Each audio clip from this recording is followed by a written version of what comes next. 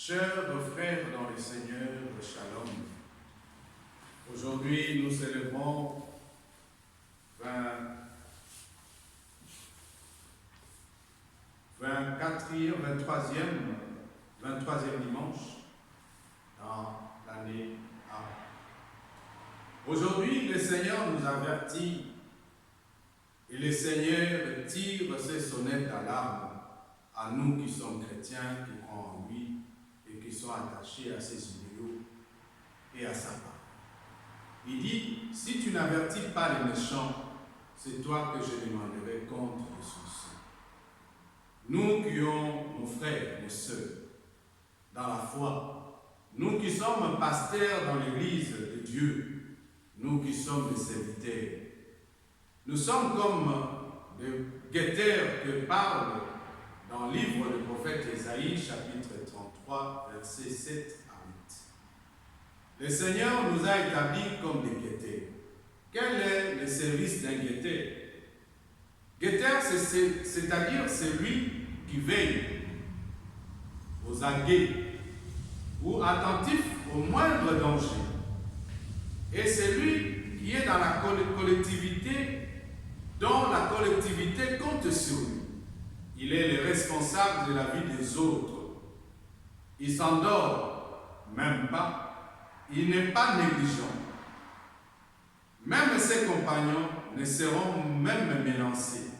Car contre celui qui se reste sans fille, il se lance cette alerte d'approche de l'ennemi, mais on n'écoute pas, sa responsabilité est mise en danger.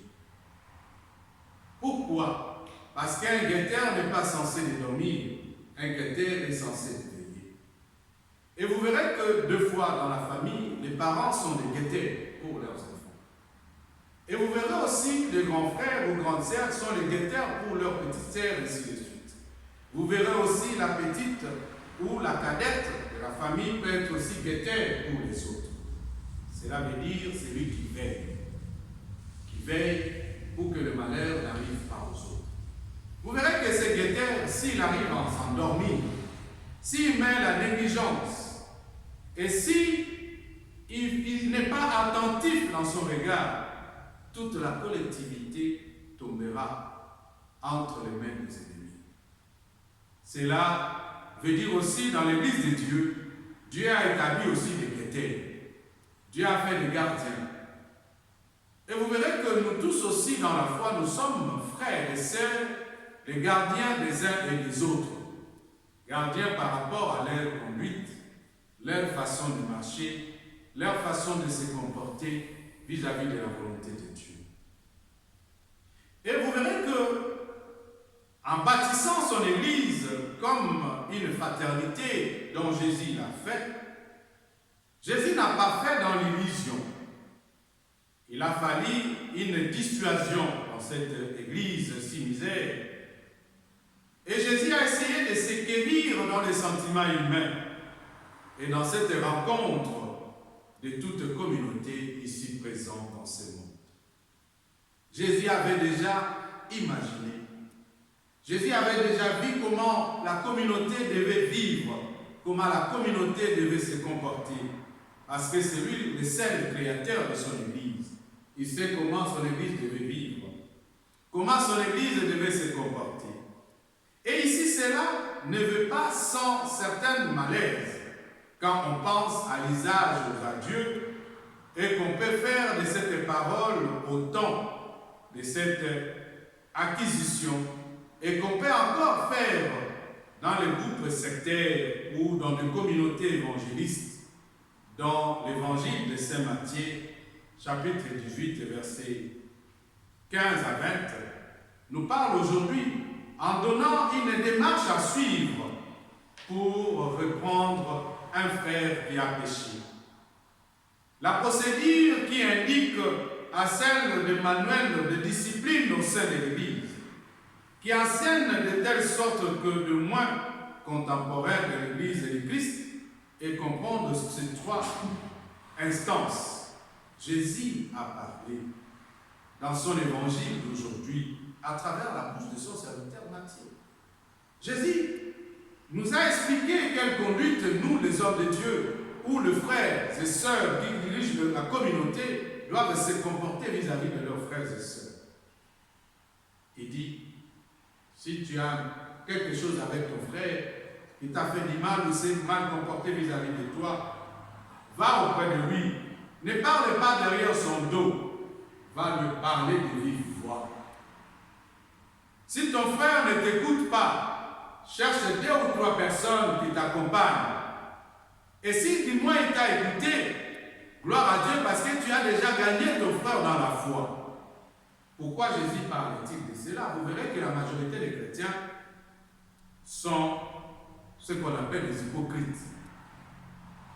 Des hypocrites, pourquoi? Vous verrez que de fois ils sont dans l'église, même si leur homme de Dieu se comporte très mal, même si les frères et sœurs se comportent très mal, au lieu d'aller vers lui, de lui faire des reproches pour qu'il puisse changer, parce que c'est un être humain, il peut faillir aussi dans son attitude, dans ses comportements. Parce que des fois, qui ne pêche pas dans ce monde. Mais vous verrez qu'au lieu d'aller les réconforter, les réprimander, nous allons parler derrière leur dos, en leur critiquant, en disant du n'importe quoi. Or, des fois, en faisant ce genre d'actes, nous péchons aussi à notre tour. Mais dans l'amour, on va vers le frère pour lui réprimander afin qu'il puisse rentrer dans les droits chemins.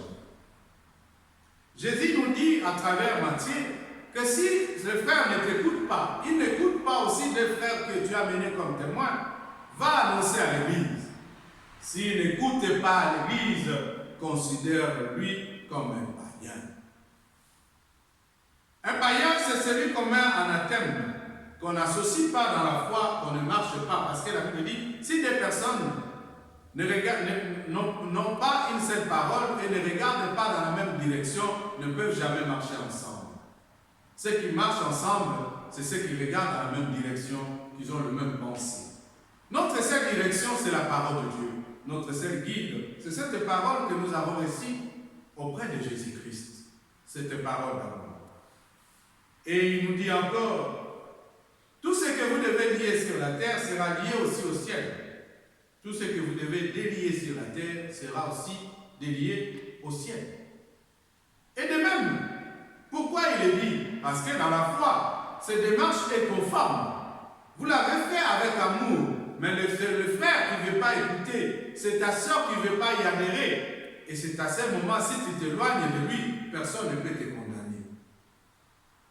Abraham, avec son neveu, quand il y avait tellement de conflits, il a dit, séparons-nous. Si tu vas à gauche, moi j'irai à droite. Si tu vas à droite, moi j'irai à gauche.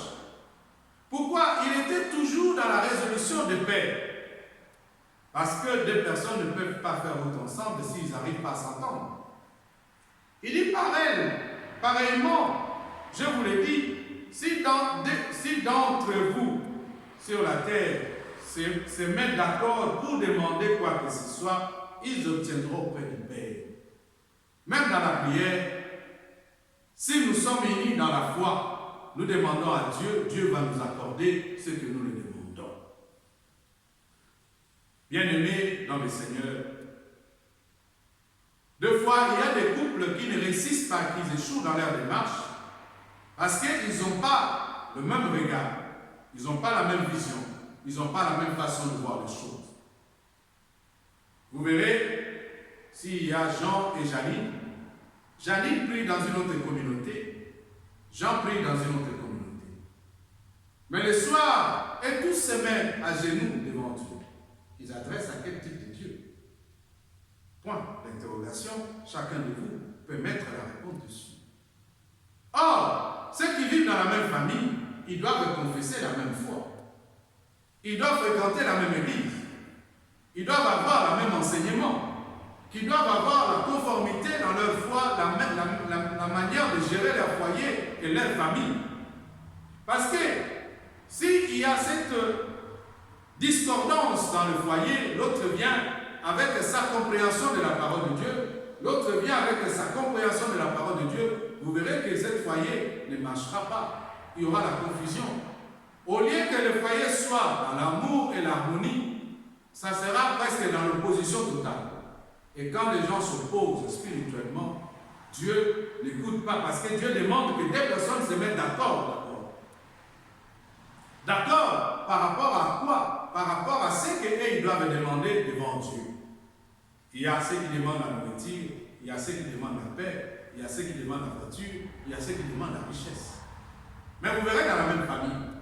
Mais comment Dieu va vous bénir? C'est que quelque part vous n'êtes pas d'accord, vous n'avez pas la même vision des choses.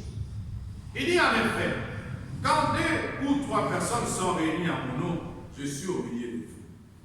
C'est-à-dire, on est réunis lorsqu'on n'est pas dans les discordances, lorsqu'on n'est pas dans les querelles, lorsqu'on n'est pas dans les soucis, lorsqu'on n'est pas dans le problème. Le Seigneur nous demande d'avertir nos frères tête à tête. Et le Seigneur nous demande de faire face à face. Le Seigneur nous demande qu'on ne soit pas jugé par d'autres personnes, qu'on soit jugé par ceux qui nous accompagnent dans la foi. Et si cela n'arrive pas, le vrai jugement, il faut recourir à le jugement de la communauté. Vous verrez qu'il y a d'autres qui aillent accuser leurs frères chez les païens, en justice. Et des fois, le frère dit, moi avec toi nous confessons la même foi, comment se fait-il que tu peux me faire ce genre de choses? Si le Seigneur nous parle ainsi, le Seigneur ne nous demande pas d'être des redresseurs du tort, toujours prêts à faire des leçons aux autres, ou en pratiquant des actions. Mais il est souvent plus lâche encore de se taire ou de ne pas parler, ou de parler derrière le dos de ton frère. Quand tu fais des reproches à ton frère, tu ne vas pas directement le condamner. Tu dois lui expliquer ce qu'il a fait, que c'est du mal. Il doit rentrer dans le droit chemin. En réalité, cette procédure que le Seigneur nous montre, c'est la procédure de la miséricorde dont parle l'Évangile et les évangélistes. Tout doit être tenté pour maintenir dans la communauté l'union fraternelle. Et vous verrez aujourd'hui, même que ça soit dans les églises se divisent jour et nuit. Si vous vous posez la question, vous vous divisez pourquoi? Ils vont vous dire que nous n'arrivons pas à s'attendre. Mais vous n'arrivez pas à s'attendre pourquoi? Parce que nous confessons qu'un seul Dieu, un seul Seigneur. Je peux comprendre que deux fois, dans les circonstances de la foi, les gens peuvent faire un choix en disant « j'aimerais aller rester dans telle communauté ». Ce n'est pas parce qu'il y a encore de discordance. Mais discordance de la foi, mais peut-être l'accord de notre façon de voir les choses. Il y a ceux qui préfèrent manger chaud, il y a ceux qui préfèrent manger froid. Mais tous ces gens, ils mangent la même nourriture presque. Il y a ceux qui mangent lentement, il y a ceux qui mangent vite, il y a ceux qui courent très vite, il y a ceux qui vont très lentement. Mais tous ces gens pratiquent toujours la même chose. Et cette union dans la communauté fraternelle, et c'est lui est sur le point de ne pas s'exclure ton frère dans la foi. Il y a d'autres personnes, ils ont toujours tendance, lorsqu'un frère fait quelque chose de mal, il faut le chasser dans l'église. Il ne faut pas qu'il soit avec nous, parce qu'il est lunatique. Il n'est pas conforme, c'est un païen, il se comporte comme un païen. Deux fois, on va dans les critiques, même dans les jugements. Le Seigneur veut que nous puissions nous corriger, nos frères et sœurs, dans la fraternité. Mais cette fraternité exige le courage et la délicatesse. D'un côté, demande aussi l'humilité et la compréhension des autres. Et ne se conçoit que dans un climat d'amour. Sans l'amour, il est très difficile que nous arrivons à résoudre le problème au sein de notre communauté, au sein de notre famille.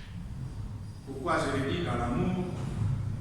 Nous verrons que Saint Paul nous parle. Celui qui aime les autres pleinement accomplit la loi de Dieu. Romains chapitre 13, versets 8 à 10. C'est-à-dire qu'on doit réprimander dans l'amour.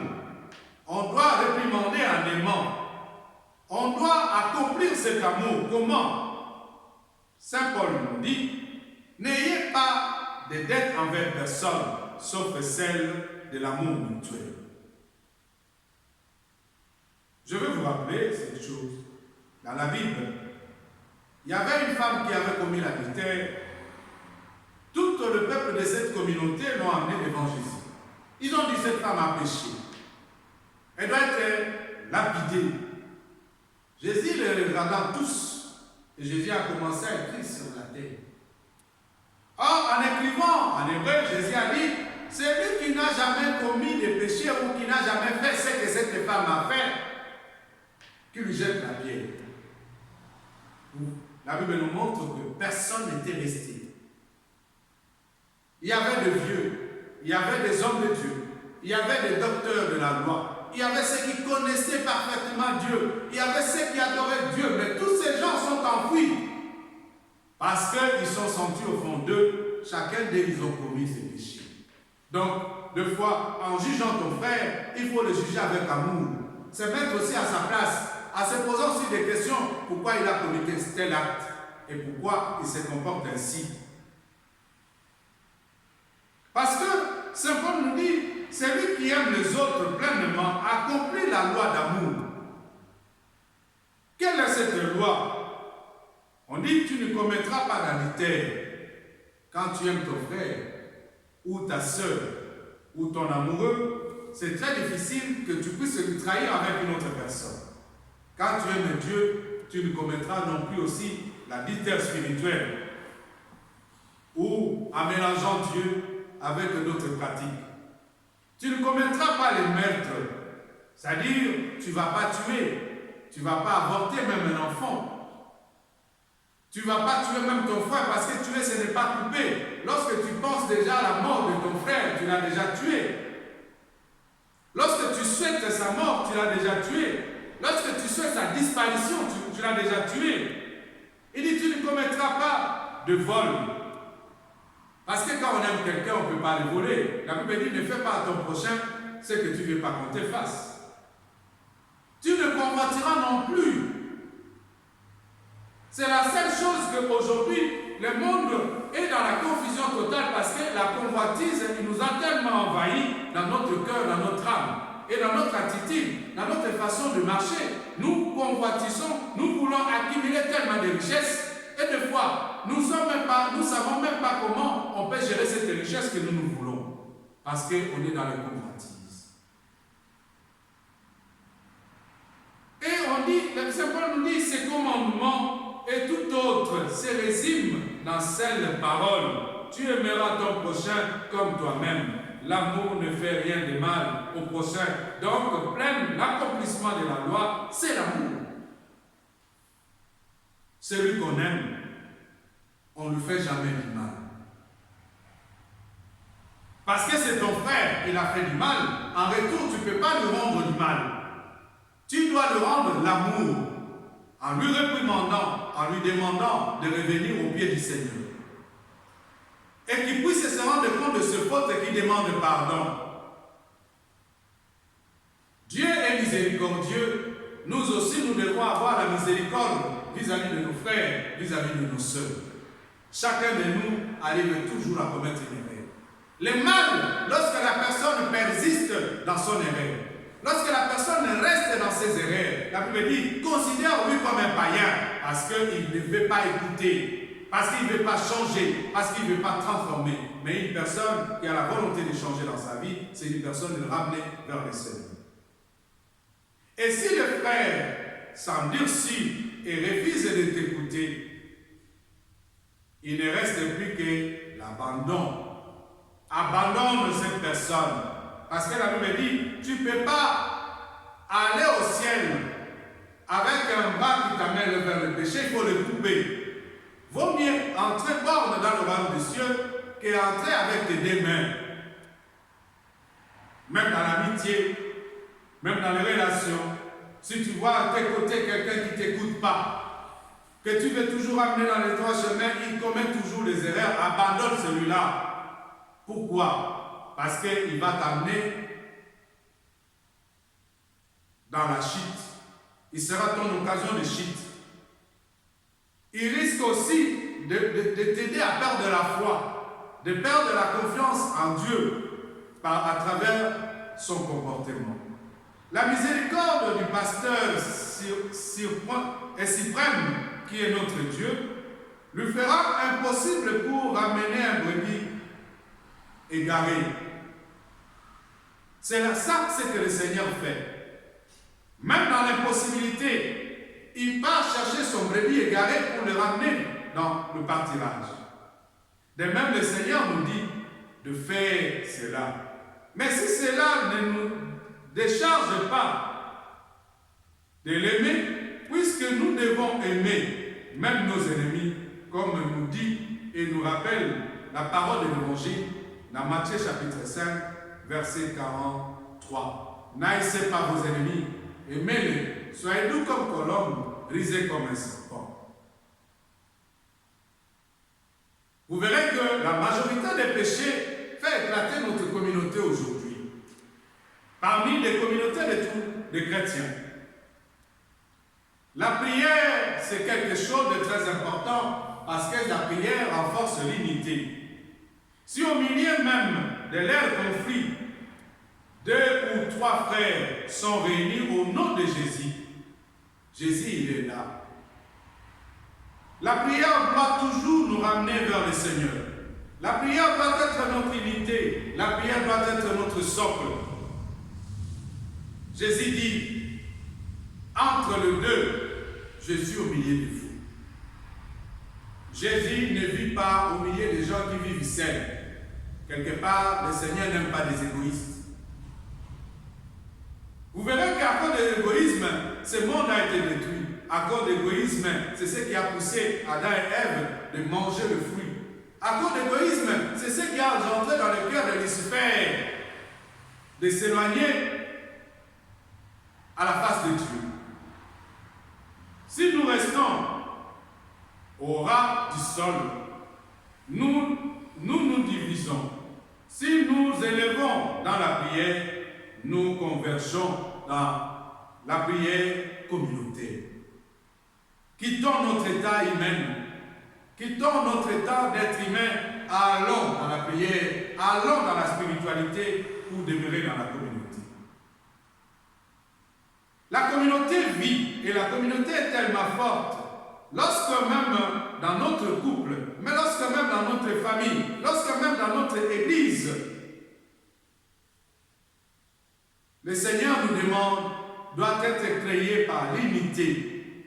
L'unité dans les pensées, l'unité dans la prière. Et la prière qui sera une prière porteuse de la présence du Christ au milieu de nous. La famille est unie lorsque la famille débarrasse de tout leur état humain et prend la prière au centre de leurs préoccupations. L'Église est tellement forte lorsqu'ils convergent dans la prière, lorsqu'ils sont unis dans la prière. Vous verrez, même en aide de nos ennemis, mais deux fois chaque soir, nos ennemis se mettent debout dans la prière, nous aussi nous mettons debout dans la prière. Mais toutes nos prières convergent vers qui? Vers Dieu notre Père. Et c'est pour cela, c'est ça l'unité, le socle de notre foi. Parce que dans la prière, le Christ ne regarde pas notre état d'âme. Le Christ regarde notre foi. Il vient au milieu de nous. Il faut-il désespérer quand nous ne voyons pas des succès de nos efforts de réconcilier? Non. Il ne faut pas désespérer. C'est en persévérant qu'on aura de bons résultats. Mais étant qu'un être humain, nous désespérons lorsqu'on n'arrive pas à réconcilier nos frères et nos sœurs. Il y a ceux qui comprennent tel manteau, il y a ceux qui comprennent tard. Il faut croire à l'efficacité inobservable par notre moyen humain de la prière. Si ton frère n'arrive pas à t'écouter, mets-lui dans tes prières. Prie pour lui. C'est le Dieu parlera au fond de son cœur. Et cet homme écoutera et changera. Parce que la Bible dit, rien n'est impossible à Dieu, rien n'est impossible à celui qui croit en Dieu. Si par tes propres efforts, tu n'arrives pas, mets-lui, porte-lui dans tes prières. Le Seigneur répondra. Même dans votre couple, même dans votre famille, si ton enfant n'écoute pas, ramène-lui vers le Seigneur. Si ton mari n'écoute pas, ramène-lui vers le Seigneur. Si ta femme n'écoute pas, ramène-lui vers le Seigneur. Si ton frère n'écoute pas, ramène-lui vers le Seigneur. David dit, c'est le Seigneur qui sonde le cœur et les reins des hommes. Parce que c'est le Seigneur qui est le créateur de son âme. Il sait là où il peut toucher pour que la personne revienne à la raison. Parce que la prière est une force et la prière libère. Et plutôt que de critiquer les autres, à la place de les critiquer, priez pour eux. Et vous verrez qu'il y a d'autres qui changent de frères et sœurs dans des critiques. Il a fait ceci, il a fait cela, il a parlé comme ça, lui quand il vient à l'église, il se montre comme ça, il se comporte comme ça, ainsi de suite. Non! Priez pour lui. Intercédez pour lui. Ça, c'est une bonne chose. Voilà une bonne manière d'être responsable. Mes frères bien-aimés dans le Seigneur. Un responsable dans la spiritualité ne critique pas, mais il prie pour que la personne change, la personne transforme, la personne rentre dans le droit chemin. Ce sont dans nos communautés, dans nos églises, être ceux-là qui se comportent comme les païens. Les critiques des autres, c'est l'attitude des païens, ce n'est pas l'attitude des chrétiens. Les chrétiens, lorsqu'ils voient quelque chose de mal, ils se mettent à genoux. Ils intercèdent. Pour que ce mal ne puisse pas prendre l'emprise dans la vie de ses frères. Soyons les responsables, comme le vrai Péteur. Battons pour que nos frères ne tombent pas, parce que le Seigneur va réclamer ses sangs. Il te dit, toi je t'avais donné la connaissance, pourquoi tu n'as pas aidé ton frère et ta soeur revenir à la raison? Pourquoi tu l'as laissé tomber? Pourquoi tu l'as laissé échouer? À ce moment, le Seigneur va te condamner. Pourquoi? Parce que tu as toute la connaissance et tu n'as pas fait ton travail. Bien-aimés dans le Seigneur, sortons dans les critiques, vivons dans cette loi d'amour du prochain. Accomplissons cette loi d'amour. Soyez les vrais chrétiens qui n'endorment pas, qui ne sont pas incompétents car qui sont compétents, qui sont attentifs, qui guettent pour prévenir afin que le malheur ne frappe pas nos frères et nos sœurs. Ceux qui ont les oreilles, qu'ils entendent, ceux qui ont le cœur, qui les gardent, ceux qui ont la volonté, qui les mettent en pratique. Mettons-nous debout pour rendre grâce à Dieu.